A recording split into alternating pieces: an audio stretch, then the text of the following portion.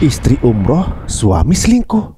Terjadi lagi perselingkuhan dalam selebgram. Ini dia. Laki-laki itu punya fitnah yang berat, yang mungkin harus menjadi aware bahwa ujian yang terberat bagi laki-laki itu bukan tentang harta, bukan kekuasaan, tapi justru yang paling berat itu wanita. Kenapa kok ada perempuan? Lah, maaf ya, yang diselingkuh itu lebih jelek, Ustaz. Ini masalahnya adalah sensasi lain yang diperoleh dari hubungan yang bukan sama yang biasa. Maaf ya Mas Ari, Mas Ari doyan steak. Steak itu kan enak tuh. Tiba-tiba udah steak bosan ditawarin ikan asin. Sesuatu yang mungkin jarang kan. Tapi coba pengen nyoba aja. Pengen nyobain. Perselingkuhan kadang-kadang gitu. Jadi kadang-kadang nggak logis. Itu bukan menu utama itu sebenarnya. Bukan menu utama. Gue bingung. Pada selingkuhan lebih jelek loh. Semuanya itu kan yang karena tadi dia ada dapat sensasi dari apa yang sejatinya dia butuhkan tadi. Sebenarnya penyakit keinginan selingkuh ini bisa disembuhkan nggak sih?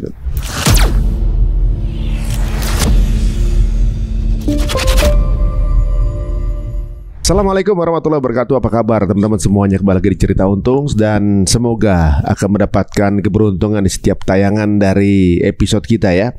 Belakangan ini sedang viral yang mungkin terjadi lagi kasus rumah tangga dalam kehidupan selebgram. Ini agak unik ya apa yang terjadi dengan kehidupan selebgram ini ya. Ada yang suaminya salah satu pilot maskapai gitu. Ada yang juga kemudian dapat KDRT. Yang berikut ini lumayan viral karena ada perselingkuhan yang ditemukan barang buktinya oleh putranya sendiri yang mungkin kontennya termasuk konten-konten dewasa dan sekarang sedang berseliweran atau FYP di sosial media. Nah sekarang ini kita tidak merujuk langsung kepada pelaku dan bagaimana takut jadi gibah, tapi bagaimana caranya kita kemudian menyikapi hal seperti ini agar kemudian kita semua terbebas atau juga mungkin diamankan dari kondisi seperti ini rumah tangga kita. Langsung ketemu dengan guru kita yang beliau tentunya juga seorang pakar hubungan rumah tangga yang saya juga sering curhat sama beliau ya. Ini dia Ustadz Ajo Bendri gampangnya. Assalamualaikum warahmatullahi wabarakatuh. Waalaikumsalam warahmatullahi wabarakatuh. Sehat Ustadz? Alhamdulillah. Iya. Belum lama saya dapat capturean ada seorang selebgram juga ngepost abis chatting curhat mantum gitu ya. Saya tuh deg-degan kalau udah diundang Cerita Untung. Pasti ada yang KDRT, aduh. Pasti ada yang selingkuh. Aduh, ngeri. Ada yang perlakuan terhadap anak di bawah umur lah segala macam. Ngeri. Nah, sebelumnya ini tentunya Ustadz pasti aware dengan berita terakhir ini yang ya, cukup heboh ya. Hebohnya heboh banget ya, sampai di TikTok tuh rame kalau kita buka ada terus gitu. Impactnya istri pada meriksain suaminya masing-masing. Kita bagian kena periksa juga. Tapi Ustadz aware sama berita terakhir ini? Pertama, perselingkuhan itu bukan isu tentang seleb dan bukan seleb. Bukan hanya selebgram ya. Karena kasus data yang masuk ke saya sendiri dari tren 2000-an sampai sekarang itu ya top mainnya dalam sisi kasus perselingkuhan. Yeah. Artinya bahwa mau itu dialami oleh seleb dan bukan seleb, ini adalah tentang bahayanya kondisi akhir zaman ini yang Nabi menyebutkan di antara ciri-cirinya kan min asyratis sa'ah, di antara tanda-tanda akhir zaman itu adalah wa yakthuruz zina, banyaknya perzinahan. Jadi selingkuh konteks di sini kan bukan yang kita sering serang itu poligami, beda ya. Karena poligami syarat mulia, seorang suami menikah lagi dan itu juga dengan cara mulia, cara baik, dan itu adalah hal yang halal. Bahkan kalau dia memang istrinya dia muliakan sejak awal, maka pernikahan keduanya menjadi berkah.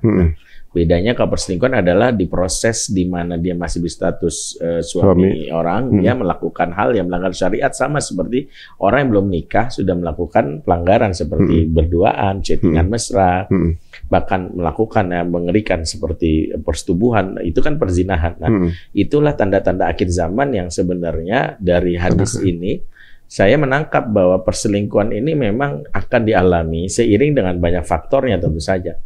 Jadi memang pesan yang ingin disampaikan Nabi dari sejak 14 abad yang lalu ini yang mungkin harus digaungkan lagi. Pertama, pesan bahwa laki-laki itu punya fitnah yang berat, yang mungkin harus menjadi aware bahwa ujian yang terberat bagi laki-laki itu bukan tentang harta, bukan kekuasaan, tapi justru yang paling berat itu wanita, kata Nabi. Laki-laki itu. Ma taraktu ba'di fitnatan adoro ala rijali minan nisa. Tidaklah kutinggalkan fitnah yang berat bagi laki-laki kecuali fitnah perempuan. Ya, artinya itu sudah diingatkan bahwa fitnah tentang perempuan itu adalah sesuatu yang dialami oleh laki-laki, terutama karena memang settingan otak laki-laki itu para ahli menyebutnya hipotalamus yang memang memberikan reaksi seksual itu lebih tebal dibandingkan perempuan, sehingga otak laki-laki nggak jauh dari reaksi tentang berhubungan intim, seks dan sebagainya. Dan itu normal kalau dilakukan kepada pasangan yang halal. Gitu. Tapi kan ketika sekarang kita lihat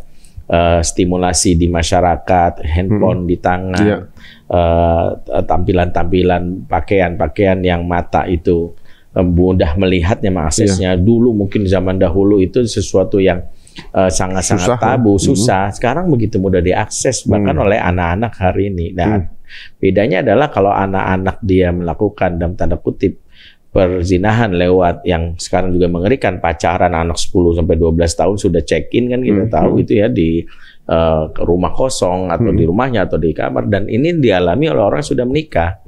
Artinya jangan menganggap gini, kalau udah nikah mah nggak bakalan kena. Siapa bilang? Justru selingkuh itu kan bukti bahwa dia sudah menikah gitu. Kalau pacaran sih bukan selingkuh ya. Ada selingkuh. Jadi kalau bilang pacaran selingkuh lah, dia juga belum nikah. Belum nikah gitu. Artinya bagaimana mungkin dia bisa disebut selingkuh, orang di status kamu juga belum halal gitu. Artinya konsep selingkuh itu yang lebih tepat adalah pengkhianatan itu ada di pernikahan karena dia melakukan sesuatu, dua, mengkhianati Allah karena melanggar syariat dengan berhubungan yang tidak halal ya, dengan berduaan. Kedua, mengkhianati janji dengan pasangan kan gitu ya. Misalnya bagaimana dia menutupi, kan di dalam perselingkuhan itu pasti ada kedustaan, ada kebohongan, ya.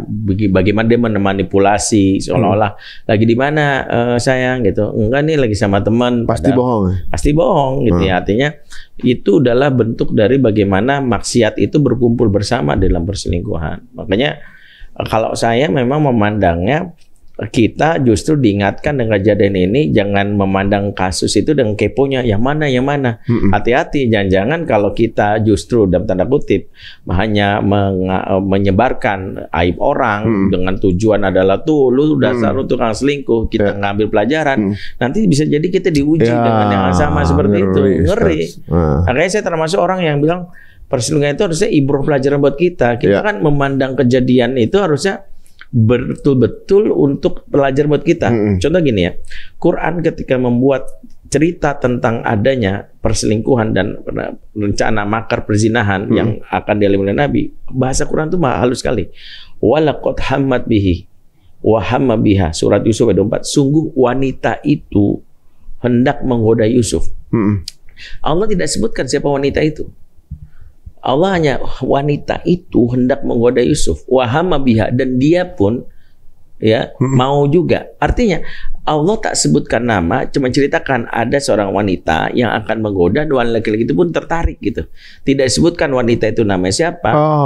Ya, kalaupun disebutkan namanya, sebagian menyebut namanya kan Zulaikha. Ya misalnya itu kan menurut pendapat ulama Zulaikha. Tapi Zulaikha sendiri itu bukan nama asli ternyata. Jadi itu nama samaran yang disampaikan ulama untuk beritahu namanya Zulaikha gitu. Si fulan gitu maksudnya. Zulaikha itu sebenarnya nama julukan. Kalau ditelusuri nama aslinya Ra'il, ya ismuha Ra'il wa laqabuha Zulaikha, itu kalau kita baca tafsir. Nama aslinya Ra'il tapi julukannya Zulaikha. Jadi Zulaikha yang selalu berseliweran itu sebenarnya nama samaran, dan itu cara orang-orang terdahulu adab untuk tidak fokus untuk menyerang individu person, tapi mengambil pelajaran. Jadi mulai dari Quran ditutupi. Bayangkan Quran menutupi, tidak sebutkan nama julukannya, nggak ada. Dia, kalau kita bahasa gramatikal Arabnya itu dia, si wanita itu hendak menggoda si lelaki. Si lelaki pun nafsunya naik juga. Si lelaki pun disebutkan. Nah, kita kan konteks ayat ini karena dari surat Yusuf kita tahu wanita ini namanya pasti Zulaikha, si laki-laki ini adalah Yusuf karena berada di surat Yusuf. Tapi cara Allah mengisahkan adalah sebuah pesan. Fokuslah mengambil pelajaran akan kejadian, jangan kepo terhadap kasusnya. Sehingga yang kita kepo adalah yang mana sih orangnya? Tidak mau pelajaran gua. Jangan-jangan gue bisa juga kasih cowok ini. Atau jangan-jangan suami saya bisa karena saya tidak menjalankan apa menjadi tugasnya sebagai istri gitu. Karena kan perselingkuhan itu selalu ada dua faktor. Faktor eksternal dan faktor internal. Faktor eksternal ada daya tarik dari luar yang membuat laki-laki yang lemah iman mudah tergoda. Ya, di mana misalnya dia berinteraksi dengan sosmed, yang dia berinteraksi atau dia di pergaulan terlalu cair, apalagi dunia-dunia selebriti, dunia selebgram ya. Makanya Mas Ari juga mewaspadai untuk tidak juga ya karena mentang-mentang ya kan gue seleb terus sembarang orang foto gitu. Kalau saya aja ya misalnya ustadz tetap yang sering beramal jamaah, saya mengatakan jangan foto berdua. Saya nggak mau gitu. Artinya ini bagian dari adab bahwa saya juga punya istri, Anda punya suami. Tolong hargai juga. Kalau mau foto bareng-bareng lebih aman. Jadi kan tidak ada orang berpeluang lain untuk capture. Jadi desain-desainnya adalah bersama-sama dengan yang lain. Gitu. Kalau berdua sangat mungkin disalahgunakan. Islam menutup kemungkinan fitnah itu terapat-terapat ya. Sefoto aja dia hati-hatiin ya. Jangan sampai nanti gagar foto ini jadi fitnah, kamu jadi fitnah. Betul. Sama orang selingkuh gitu ya. Sampai gitu dilindungi ya. Iya, sampai gitu. Karena kan gini. Konteksnya selingkuhan itu kan adalah bagaimana trust ya. Ketika dia selingkuh itu distrust. Distrust itu kan bermula juga dari kecurigaan. Kecurigaan itu awal mulanya bisa jadi nih kasusnya. Kecurigaan itu ada mulai prasangka, mungkin nggak kejadian. Tapi karena istri kayak tadi disebutkan oleh Mas Ari misalnya, ngelihat berita, apalagi wanita itu dalam riwayat kan sebut bersifat kuarir. Kuarir itu kan maknanya gelas-gelas kaca. Bukan karir, wanita karir. Karir itu gelas kaca. Jadi istilah gelas kaca itu dari Nabi. Fragile. Iya, dari Nabi. Jadi bukan Nia dan Niati ngasih nama ini, tapi gelas-gelas kaca itu di istilah Nabi. Nah, gelas-gelas kaca itu kata Ibnu Hajar Asqalani adalah seperti ini. Kalau dimasukin air panas jadi panas, kalau masukin air dingin jadi dingin. Apa maksudnya dari pesan Nabi bahwa wanita itu gelas kaca? Wanita itu sangat mudah tertrigger atas pengaruh dari luar. Lah, ini baik-baik aja nih. Gara-gara nonton TikTok tuh, jangan-jangan suami gua. Gitu. Iya begitu. Adem ayem. Gitu misalnya. Bisikan setan jadi gitu. Periksa suami lu gitu kan. Iya. Beda kan biasa aja nih lagi Bayu tiba-tiba lagi muncul di FYP-nya dia gitu. Film Ipar Adalah Maut. Curiga sama Ipar sendiri. Iya. Curiga sama dia sendiri. Kenapa? Karena dia dipengaruhi betul oleh luar. Itulah kenapa wanita yang paling aman di dunia ini adalah yang di sekarang itu yang enggak aktif di sosmed. Nggak aktif, pakai ada tapi nggak aktif. Jadi dia nggak mencari informasi di situ, dia mencari kesenangan di luar. Makanya wanita yang sosmed sangat rentan gitu. Tadinya udah baik-baik aja, tapi bilang kamu juga kali nih. Kamu juga gitu, kamu dekat sama dia, kamu kan bisa jadi, kamu kan punya mantan ini juga. Modusnya tuh kayak gitu tuh, reunian mau datang. Kamu juga kemarin kan mau reunian lah. Itu kan dia. Ketika itu terjadi, kan awalnya distrust, was-was kan. Apa yang terjadi? Ada suami dibujuki setan gini, lu rugi, lu selingkuh, padahal enggak. Mendingan selingkuh aja sekalian. Rugi banget kan? Dicurigain padahal enggak. Lakuin dicurigain ya. Mendingan lu curigain selingkuh aja. Artinya gini, triggernya kadang-kadang dari situ. Ada seorang laki-laki bilang, saya tuh capek, dicurigain mulu. Ya udahlah. Daripada ini sekalian aja gitu ya, rugi banget. Artinya kan ini karena nggak punya panduan iman. Tapi ini adalah pelajaran bahwa ketika kondisi ini terjadi karena tadi distrust itu tadi muncul. Nah, dari sisi perempuannya ada triggernya, dari sisi laki-laki yang dia juga tidak punya kendali iman. Jadi faktor eksternalnya ada, internalnya juga ada. Nah, faktor internal ini panjang kalau kita ulas. Tapi intinya kita melihat kacamata ini jadi pelajaran. Pertama bahwa laki-laki itu selalu tidak aman dengan wanita lain. Sehingga sampai Umar itu lebih memilih, kata Umar, aku tuh lebih baik berjalan ya di belakang singa daripada di belakang wanita. Ya. Ya. Karena dia menganggap bahwa lekukan tubuh wanita lebih bisa menghancurkan di akhiratku daripada singa. Kalau singa mungkin tubuhku hilang, tapi kalau wanita membuat imanku hilang. Makanya dulu saking hati-hatinya Imam Atha bin Robah itu sampai dia bisa mengatakan, saya itu lebih bisa menjaga harta orang kaya sendirian di rumah dengan berbagai macam gemerlapnya dibandingkan saya menjaga seorang wanita sendirian di rumahnya meskipun negro. Meskipun negro itu adalah menunjukkan bahwa laki-laki bahkan kepada wanita dalam bentuk apapun kalau sudah sendirian sangat mungkin melakukan yang namanya perzinahan. Ya karena daya tariknya itu tadi. Makanya gini, kenapa kok ada perempuan lah, maaf ya, yang diselingkuh itu lebih jelek Ustaz. Ini masalahnya adalah sensasi lain yang diperoleh dari hubungan yang bukan sama yang biasa. Maaf ya Mas Ari doyan steak. Steak itu kan enak tuh. Tiba-tiba udah steak bosan ditawarin ikan asin. Sesuatu yang mungkin jarang kan. Tapi coba pengen nyoba aja. Pengen nyobain. Perselingkuhan kadang-kadang gitu. Jadi kadang-kadang nggak logis. Itu bukan menu utama itu sebenarnya. Bukan menu utama. Gue bingung. Padahal selingkuhan lebih jelek loh. Semuanya itu kan yang karena tadi dia ada dapat sensasi dari apa yang sejatinya dia butuhkan tadi. Nah, kenapa itu terjadi? Lagi-lagi tadi karena kontrol diri dia terhadap apa yang menjadi isu utama laki-laki tentang perempuan itu tidak dipahami. Kenapa? Karena satu meremehkan. Yalah kan temen doang. Kadang-kadang kan tadi nebeng modusnya. Gue boleh nebeng nggak? Iyalah gue kasihan lo nebeng ya dah gitu ya. Tapi kan kita nggak tahu dia nebeng itu sentuhan tangan, obrolan, atau gue boleh curhat nggak?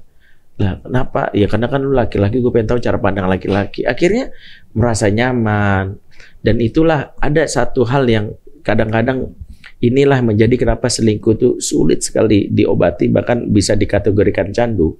Karena rasa nyaman yang dibuat pada saat dia berinteraksi dengan lawan jenis bukan istrinya, sensasi itu mengeluarkan zat oksitosin. Oksitosin itu hormon pengikat yang membuat rasa kangen. Ketagihan itu. Ketagihan. Ada dopamin, rasa senang, ada oksitosin. Oksitosin itu yang berorientasi kepada relationship. Jadi misalnya gini, kenapa ada orang yang bisa balik ke mantan, yang disebut CLBK itu, karena sensasi dulu pernah payung berduaan atau makan nyamin berduaan atau pernah jalan, itu masih ada tersimpan, memorinya masih ada, memori itu meletup oksitosin.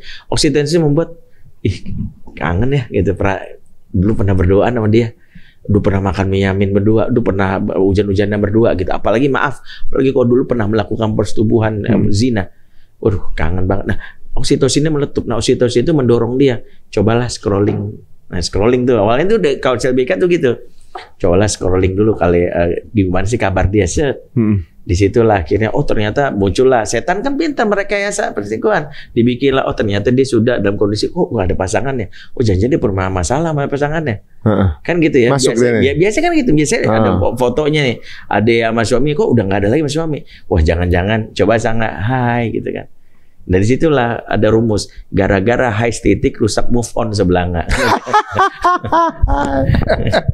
Tapi kalau misalnya itu kan sesuatu yang bisa dibilang di luar dari prediksi itu saat. Nah, kabarnya ini kan yang terjadi, mereka ini udah lama berumah tangga sebenarnya. Nah, lama berumah tangga itu nggak menjamin semuanya itu baik-baik aja. Karena jaminan untuk orang terjaga dari itu adalah keimanan. Kemesraan tidak menjamin, karena yang membuat orang itu menjaga diri dari maksiat itu adalah iman. Makanya kalau cuma mengandalkan dia tuh gue mesra banget, apa sih yang kurang Ustaz? Saya udah berikan semuanya sebagai istri, saya taat, saya melayani nafkah. Saya melayani nafsunya dia. Maaf ya, dalam hubungan seks dia mau gaya apa saya ikutin, saya puaskan syahwat dia. Tapi kenapa dia itu belum tentu itu? Belum. Kenapa? Karena lelaki ketika dia sudah punya gairah kepada yang lain, maka otaknya sudah tidak lagi bisa mencerna. Apalagi dan ini sering saya katakan, kalau dia sudah kecanduan pornografi. Kalau dia sudah kecanduan pornografi, maka sensasi atas pelayanan istrinya tidak memberikan rasa nikmat yang maksimal, karena dia ingin selalu mencoba yang baru. Karena ada referensi lain nih kepalanya. Karena referensi termasuk yang mengerikan adalah pornografi merusak bagian otak moral yang disebut PFC. PFC itu yang sini, bagian ubun-ubun prefrontal cortex. Prefrontal cortex ini otak yang membedakan benar dan salah, baik dan buruk.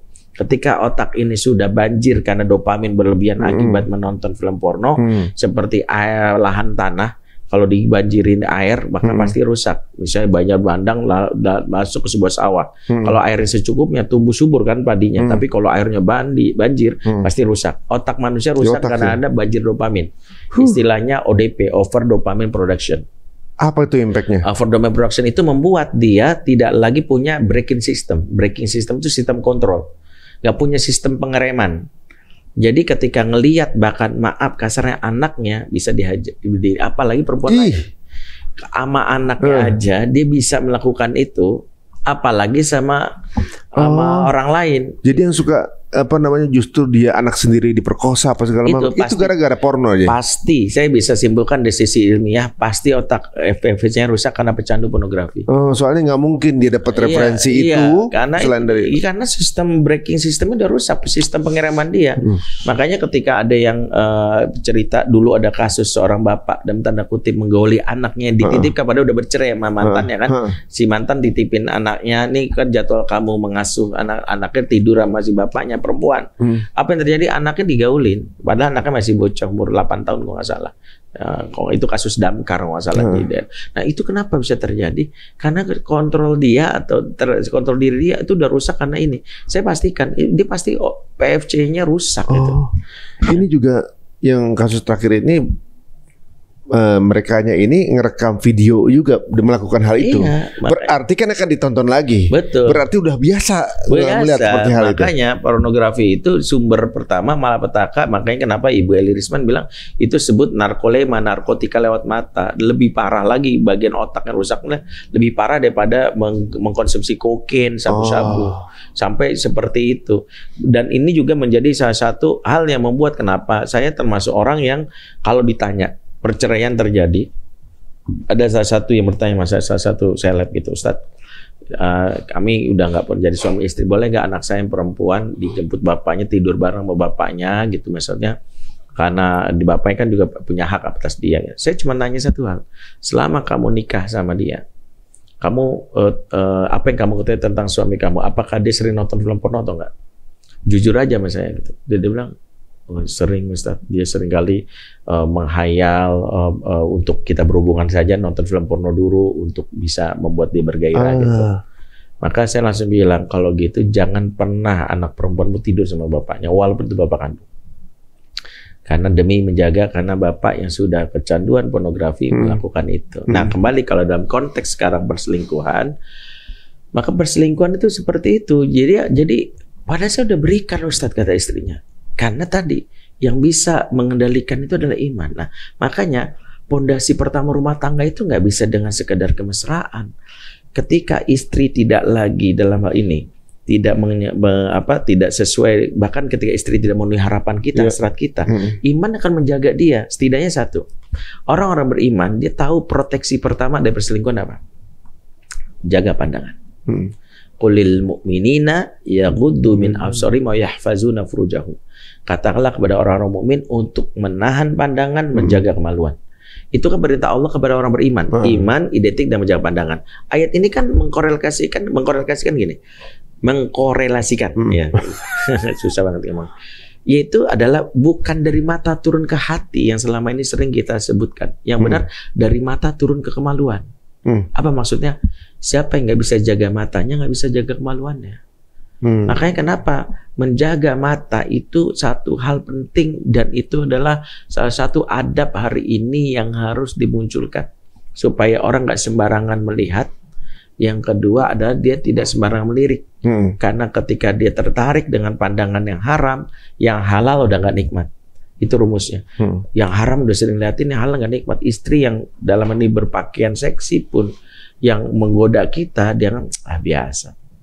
Udah sering lihat. Sering. Sehingga sensasi dari orang lain, wanita lain, itu memicu adrenalin yang apalagi kalau dia sudah pernah bertemu, udah membayangkan, itu memberikan letupan oksitosin untuk selalu menggebu-gebu. adrenalinnya deg dan akhirnya menstimulasi oksitosin, dia ingin melampiaskannya. Maka kata kunci pertama ini buat siapa saja, buat saya, buat Mas Ari dan siapapun, buat laki-laki, jangan pernah main-main dalam masalah wanita ini. Artinya kalau Anda ingin selamat di akhirat, maka nasihat Nabi ini harusnya dijadikan pegangan. Kalau sudah menikah, cukup latihlah diri untuk merasa cukup. Sebagaimana kita makan, makan pernah puas, karena semua sensasi kuliner itu dalam akan habis ya. Tapi perut kita pun punya batasan. Sama syahwat itu pun ada batasannya. Anda melihat itu tarik, paling kalaupun berselingkuh habis itu lemes, udah nggak mungkin melakukan lagi. Ada butuh waktu lagi untuk lapar lagi dan tanda kutip syahwatnya. Artinya apa? Sebenarnya sensasi syahwat itu cukup ditumpahkan kepada yang halal. Setelah itu nggak minat lagi, dan yang nggak minat adalah udah nggak ada lagi, karena kan yang menggebu-gebu itu adalah dorongan syahwat itu tadi. Makanya itulah kenapa para istri ini dari sisi wanita jangan pernah menolak permintaan suami, karena itu berkaitan dengan hasrat yang menggebu-gebu supaya dia tidak dibarengi oleh setan untuk menumpahkan syahwatnya tadi. Jadi dari sisi suami dia harus aware bahwa dia juga harus membatasi diri. Bahwa ini bukan persoalan gua sombong, sok-sokan sebagai orang terkenal, tapi dia ngerti bahwa saya adalah makhluk laki-laki yang sangat rentan untuk itu. Itulah kenapa sampai para ulama dulu dalam urusan masalah syahwat ini, dia sampai tidak menyukai kalau itu jadi pembicaraan di majelisnya. Saya ingat Imam Atha bin Rabah itu kalau di majelisnya dia tegas. Kalau ada yang ngomongin perempuan, walaupun itu misalnya untuk poligami, diusir sama dia.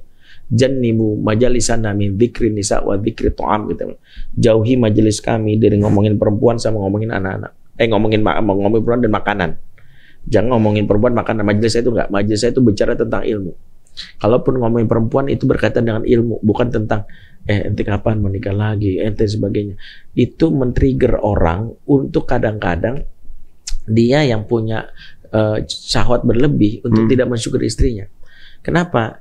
Kadang-kadang kita lupa nih, misalnya gini, poligami yang halal itu kadang-kadang kita tidak memahami kontekstualnya. Misalnya memprovokasi orang poligami, padahal saya harus katakan nih, poligami itu seperti daging kambing.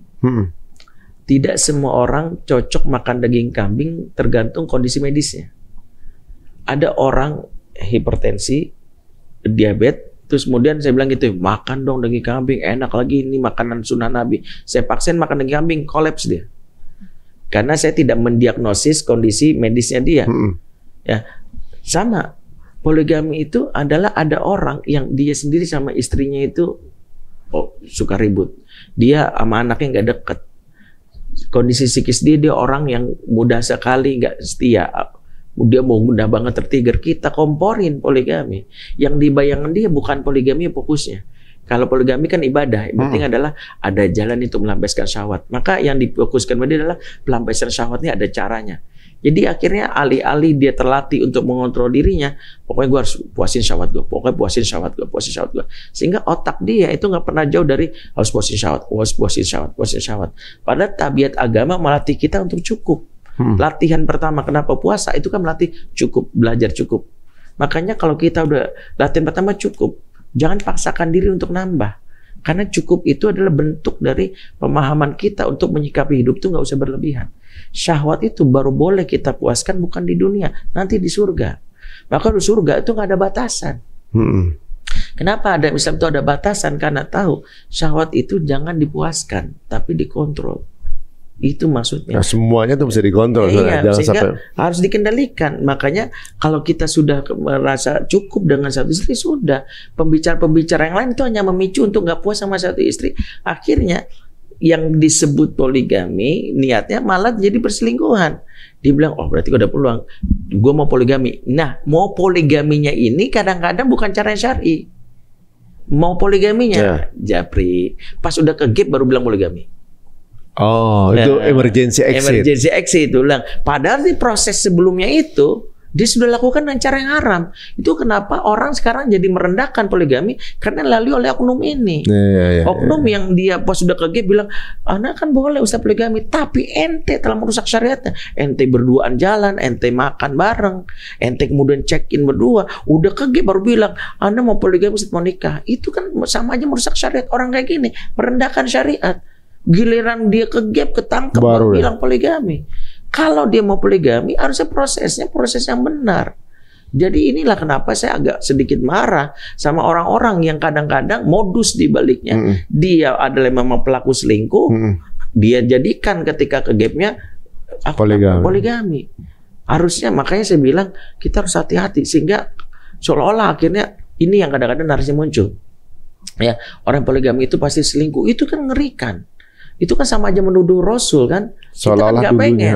Nah, gara-gara oknum itu, jadi sekarang semua poligami suruh dituduh selingkuh.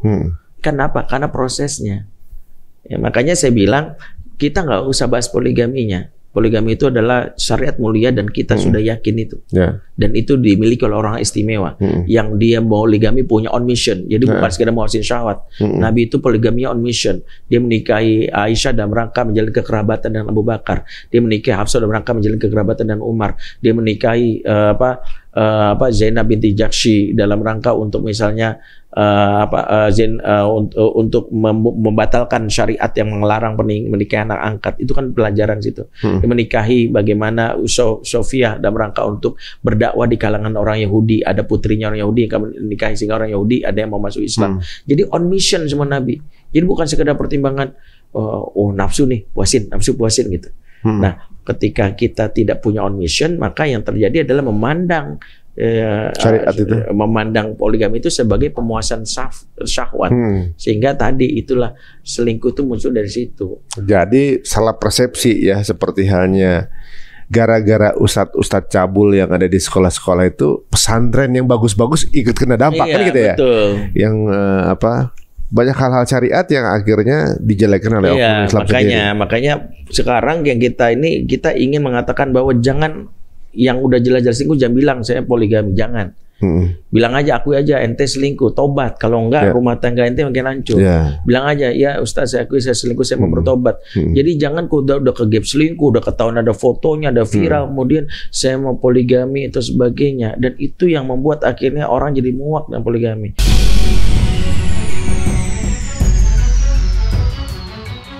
Sebenarnya ini kan perselingkuhan ini jadi suatu penyakit yang nggak bisa disembuhkan ya, apalagi jujur para pelaku sosmed ya paling sering maksudnya dikarenakan tadi Ustaz bilang gudur basor, jaga pandangan. Gimana ngejaga pandangan? Sosmednya pandangan semua gitu kan, bagaimana kita banyak yang dilihat gitu di sosmed itu. Dan memang tadi udah Ustaz jelaskan bahwa kadang-kadang pelakornya itu atau pebinornya itu nggak lebih ganteng atau lebih cantik. Betul. Gitu. Maksudnya dari kasus yang belakangan nih yang pelakornya ini nggak lebih cantik dari yang isi sahnya gitu. Betul. Tapi ternyata memang bukan itu yang dicari kan, dan juga memang para suami ini nggak cari menu utama juga kan sebenarnya. Posisinya si wanita ini emang cuma buat snack aja gitu. Ketahuan gitu kan. Betul. Gitu. Jadi banyak juga dong nih di luarannya yang nggak ketahuan buat snack itu ternyata bocor. Tapi